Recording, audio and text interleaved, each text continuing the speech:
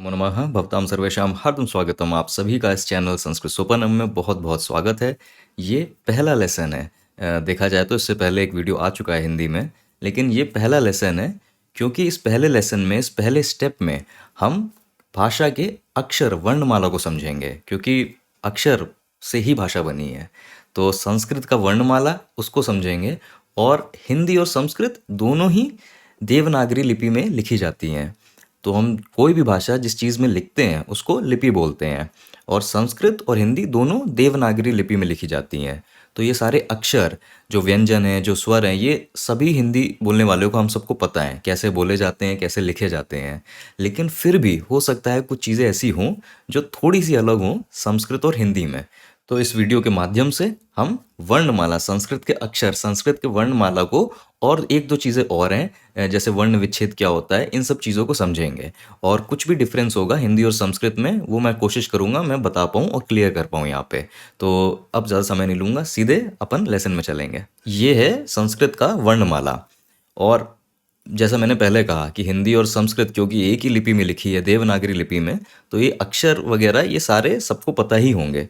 तो बहुत जल्दी एक बार इनको रिवाइज करते हैं और जो भी कुछ अलग डिफरेंस है संस्कृत और हिंदी में उसको समझने का प्रयास करते हैं। ठीक है।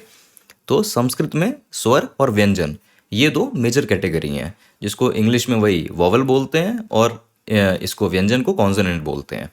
तो स्वर भी दो तरीके के होंगे, एक ह्रस्व स्वर जिसका मतलब होता है लघु, जहाँ मतलब छोटा, जैसा हम बोलते हैं छोटी मात्रा और बड़ी मात्रा हिंदी में।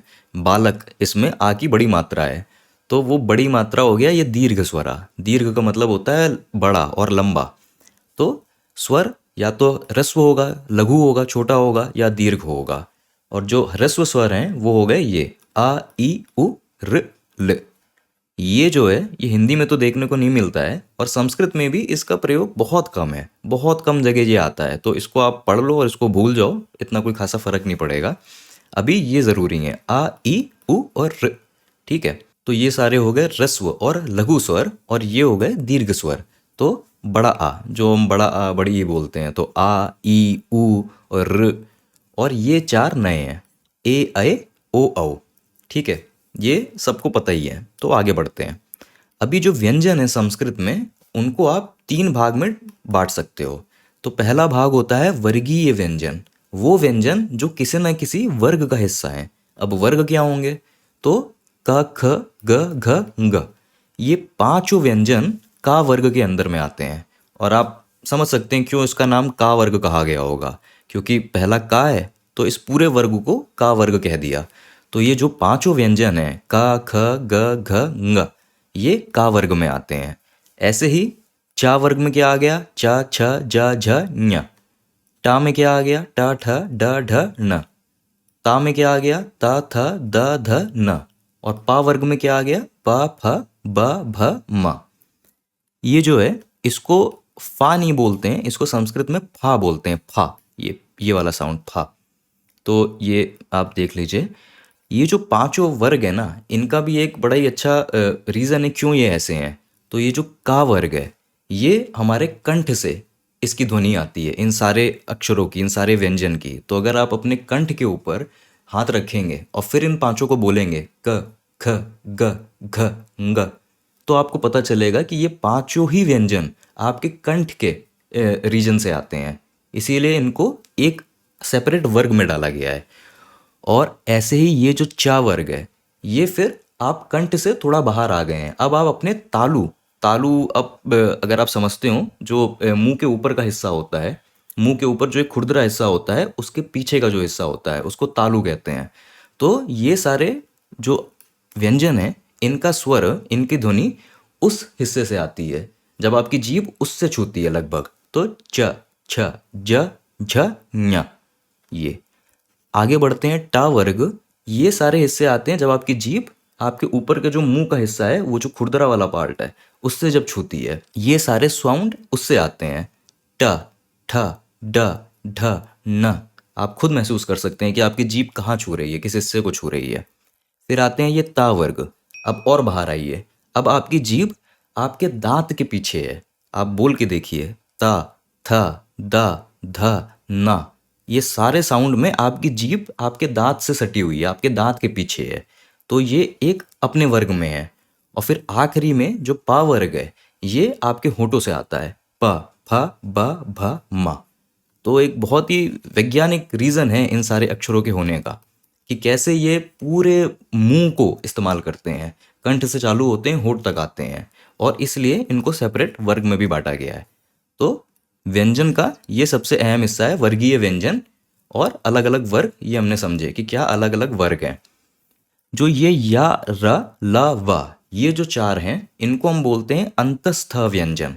अंतस्थ व्यंजन इसलिए बोलते हैं क्योंकि ये एक तरीके से आप समझो ना पूरे व्यंजन है ना पूरे स्वर हैं। क्योंकि अगर हम इस या का ही एग्जाम्पल लें, तो अगर मैं ई लिखूं और उसके बाद मैं आ लिखूं, और अगर मैं बोलूं इन दोनों को आप साथ में बोलो, इया, इया, इया, तो या का साउंड आने लगता है, या की ध्वनि बनने लगती है, या। तो एक तरीके से आप समझ सकते हो कि ये अंतस्था व्यंजन जो होते हैं, ये स्वर और व्यंजन के बीच के कहीं हैं, तभी इनको इंग्लिश में सेमी वोवल कहते हैं। सेमी मतलब होता है हाफ और आधा, तो इंग्लिश में भी इनको सेमी वोवल कहते हैं, अपना संस्कृत में अंतस्था व्यंजन कहते हैं। बस ये चार, य, र, ल, व। क्योंकि अगर आप इसका व का भी एग्जाम्पल लो, तो ऊ के बाद अगर आ लिख दें और अब कहें आप बोलो इन दोनों को साथ में, उआ, उआ, तो वा का अपने आप ही साउंड आता है, ध्वनि आती है। तो इसलिए ये होता है। ऐसा नहीं है कि कहीं हम इनको इस तरीके से यूज़ करेंगे कि वर्गीय व्यंजन अंतस्था व्यंजन, ऐसा नहीं है। लेकिन ये विभाग जो है, ये जो एक डिवीजन है, ये पता होना चाहिए, क्योंकि ये कहीं ना कहीं संधि के जब नियम पढ़ते हैं तो उसमें काम आता है। तो ये डिवीजन हमें पता होना चाहिए। तो वर्गीय व्यंजन, अंतस्था व्यंजन हो गए हमारे य, र, ल, व। और उसके बाद आखिरी में जो चार हैं, इनको बोलते हैं ऊष्म व्यंजन। ऊष्म व्यंजन, ऊष्म मतलब थोड़ी हवा ज़्यादा निकलती है मुंह से, जब इनको बोलते हैं श, श, स, ह। इन चारों को बोलने में हवा ज़्यादा निकलती है। एक एक अगर आप हाथ सामने रखोगे तो ऊष्म, गर्म फील होती है उस हवा की वजह से, वायु की वजह से जो मुंह से निकलती है, इसलिए उनको ऊष्म व्यंजन बोला गया है। श, श, स, ह, ये चारों को। और ये जो हैं दो, श और श, तो ये शाह जब आप बोलते हो तो आप ये समझ लो कि इतना तेज वायु का वेग नहीं है, इतनी तेज आप हवा को बाहर नहीं फेंकते हो। और जो आपकी जीभ भी है वो लगभग फ्लैट ही होती है, लगभग एकदम सीधी ही होती है। उसमें एक क्या कहते हैं, एक वो घुमाव नहीं होता है नीचे की तरफ, एक मोड़ नहीं होता है, तो श। लेकिन जब आप ये बोलते हो श, तो इसमें हवा भी ज़्यादा फेंकते हो और आपकी जीभ थोड़ी सी घूम जाती है नीचे की तरफ, श।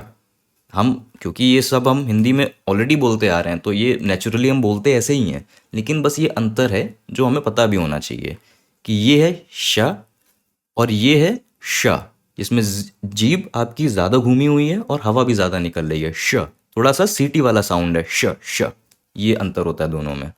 ह्रस्व स्वर छोटे स्वर, दीर्घ स्वर जो बड़े वाले स्वर हैं, फिर वर्गीय व्यंजन का वर्ग, चा वर्ग, टा वर्ग, ता वर्ग, पा वर्ग, फिर अंतस्था व्यंजन यारा लावा, और ऊष्म व्यंजन श, श, स, ह।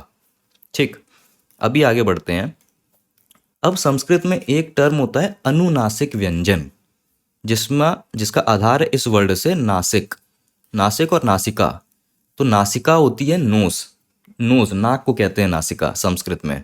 तो अनुनासिक व्यंजन क्या हो गए, ग, ञ, ण, न, म। तो अगर आप ये पहले वाली स्लाइड देखेंगे तो हर वर्ग का जो आखिरी आखिरी व्यंजन है वो अनुनासिक व्यंजन है। और वही चीज़ मैंने यहाँ लिख भी दी है कि हर वर्ग का आखिरी व्यंजन वो अनुनासिक व्यंजन कहा जाता है, क्योंकि नाक के मदद से, नासिका की मदद से उसकी ध्वनि निकलती है।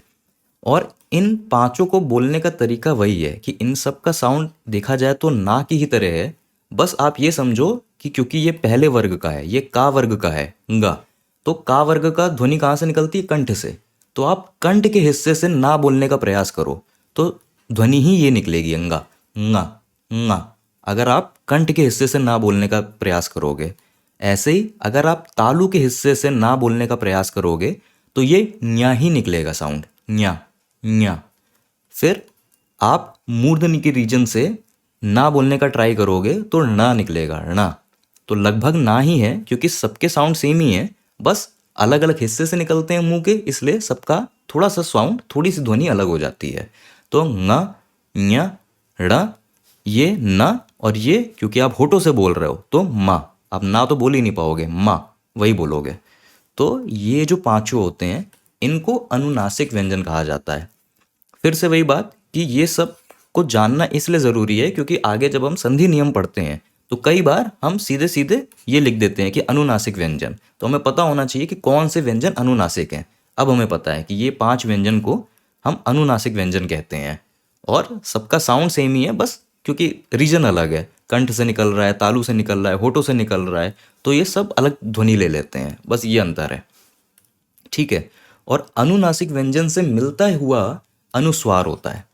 तो आप ये एग्जाम्पल देखिए जो मैंने लिखे हैं, गंगा, तो हम ये जो बिंदु लगा देते हैं ना, ये बिंदु एक तरीके से ये अनुनासिक ही तो है, गंगा, आपको बोलने में पता चल रहा है, तो ये अनुस्वार कहते हैं इसको। अगेन ये नाम पता होना चाहिए आपको संस्कृत में, इस बिंदु को अनुस्वार कहते हैं और ये वही काम करता है जो काम अनुनासिक व्यंजन करते हैं, वो ध्वनि निकालना जो नासिका नासिका की बदौलत निकलती है, गंगा, वो आपको बोलने में पता चलेगा, तो नाम है अनुस्वार। बस एक नाम पता होना चाहिए, ये सब एग्जाम्पल हैं। फिर विसर्ग आता है। विसर्ग क्या होता है? तो विसर्ग होती हैं ये जो 2 डॉट होती हैं, रामः, बालकः, गुरुः, कविः। एक बस चीज़ मैं बताना चाहूँगा कि इस विसर्ग का साउंड क्या होता है, इसकी ध्वनि क्या होती है। तो विसर्ग हा ये नहीं होता है। अगर मैंने यहाँ पे लिखा हुआ है, इसको मैं एक मिनट क्लियर कर लेता हूँ। अगर मैंने यहाँ पे लिखा है रामः, तो इसका मतलब ये नहीं है कि राम और हा, रामहा, ये हा नहीं होता है। विसर्ग का मतलब बस होता है कि आप जो भी बोल रहे हो, जैसे भी बोल रहे हो, बस उसके बाद थोड़ी सी हवा और छोड़ देना, तो रामः।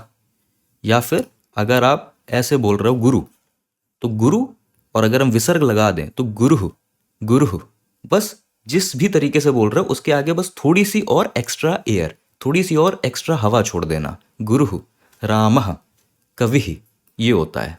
गुरुहा, हा नहीं बोलते हम, गुरुहा नहीं बोलेंगे। या फिर अगर हमने ये कवि लिखा है तो विसर्ग लगा दिया तो हम कवि हा ये नहीं बोलेंगे, कविः, कविः। जिस डायरेक्शन में जा रही है आपकी भाषा उसी डायरेक्शन में बस आखिरी में थोड़ी सी और एक्स्ट्रा एयर, एक्स्ट्रा हवा छोड़ देनी है, कविः, गुरुः। बस ये होता है इसका साउंड, विसर्ग का साउंड, ये पता होना चाहिए। और आखिरी में संयुक्त व्यंजन। तो संयुक्त व्यंजन क्या होते हैं? वो व्यंजन जो नाम से पता चला है, संयुक्त मतलब 2 चीज़ों से जुड़े, उन्हीं को संयुक्त व्यंजन कहते हैं। तो ये वर्ड प्राण, प्राण, तो ये जो अक्षर है ये आपको बोलने से भी पता चल रहा है कि ये प और रा इन दोनों से बना है, प्राण। तो इसको संयुक्त व्यंजन कहेंगे कि ये एक तरीके से व्यंजन ही है लेकिन संयुक्त है क्योंकि 2 अलग व्यंजन से जुड़ के बना हुआ है, प्राण। तो प्रा ये हमें पता है। फिर त्र, ये भी हमें पता है, त्राहिमाम, त्राहिमाम। ठीक है, त्रा भी बोलने से पता चल रहा है कि सॉरी ये ता है, ता के साथ रा जुड़ गया, त्राही माम, तो ये एक संयुक्त व्यंजन हो गया। फिर ये जो आप देख रहे हो श्र, तो श्रीमान, तो श्रीमान भी बोलने से ही पता चल रहा है कि शा के साथ रा जुड़ा हुआ है, श्रीमान, बोलने से पता चल रहा है, ये एक संयुक्त व्यंजन हो गया।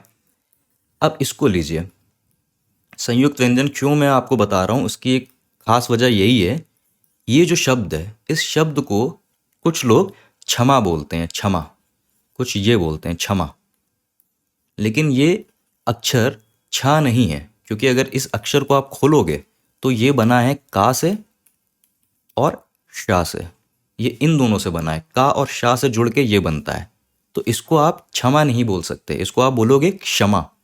थोड़ा सा का है बोलने में और ज़्यादा ये शा है, तो क्षमा, क्षमा। ऐसे ही जो एक दूसरा वर्ड है ये, तो ये क्षत्रिय नहीं है, ये है क्षत्रिय, क्षत्रिय, क्योंकि का और शा से बना है। तो आपको खुद बोलने में ये चीज़ पता चलेगी कि क्षत्रिय नहीं क्षत्रिय, ये सही प्रोनाउंसिएशन है, ये सही उच्चारण है इस संयुक्त व्यंजन का। तो अब क्योंकि आपको पता है कि ये का और शा से बना है तो हो सकता है अभी ये चीज़ क्लियर हो जाएगी। इसको लीजिए, ये हिंदी में एकदम अलग बोला जाता है संस्कृत के, क्योंकि अगर मैं आपको ये शब्द दूं तो ये शब्द हर कोई बोलेगा ज्ञान, जिसको आप इस तरीके से समझ सकते हैं ज्ञान। तो लगता है कि ये जो संयुक्त व्यंजन है ये बना है गा और या से, क्योंकि बोलते हम ऐसे ही हैं ज्ञान। अगर मैं दूसरा एक शब्द दूं, इसको सब लोग बोलेंगे प्रज्ञा, लेकिन ये जो ज्ञा है, जिसको हम ज्ञा समझते हैं, ये बना है जा और ञा से। ये इन दोनों से बना है, जा और ञा। तो अब अगर आप ये शब्द बोलोगे तो ये प्रज्ञा नहीं बोलोगे, इसका सही उच्चारण होगा प्रज्ञा, प्रज्ञा। थोड़ा सा जा और ज़्यादा ञा, प्रज्ञा। ऐसे ही अगर हम ये शब्द लिखते हैं तो ये शब्द विज्ञान नहीं बोला जाएगा संस्कृत में, इसका सही उच्चारण होगा विज्ञान, विज्ञान। थोड़ा सा जा बोलने में और ज़्यादा ञा, विज्ञान। ये अंतर है दोनों में। आप बस इसको याद रखो कि ये बना है जा और ञा से, तो प्रज्ञा, विज्ञान, इस तरीके से बोला जाता है इस शब्द को संस्कृत में कम से कम। और आखिरी में एक संयुक्त व्यंजन और देख लेते हैं, द्या। तो ये इजी है, ये जैसा बोला जाता है वैसा ही है, विद्या। इसको हम द्या बोलते हैं, तो आप समझ रहे हो कि ये दा और या से बना हुआ है। ठीक है, तो विद्या वो सही है, विद्या दा और या से।